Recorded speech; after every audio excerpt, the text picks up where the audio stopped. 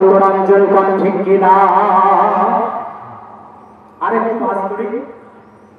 এই যে আমাদের বগুড়ার মাটি ও মানুষের বক্তা মাওলানা ফজলুর রশিদ আছে না,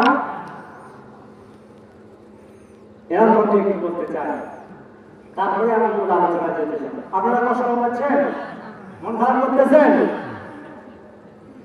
ইমাম হুসাইন বলতেছেন, নানু ভাই আমি একটু তোমার কাছ থেকে ঘোড়া কিনে নিতে চাই।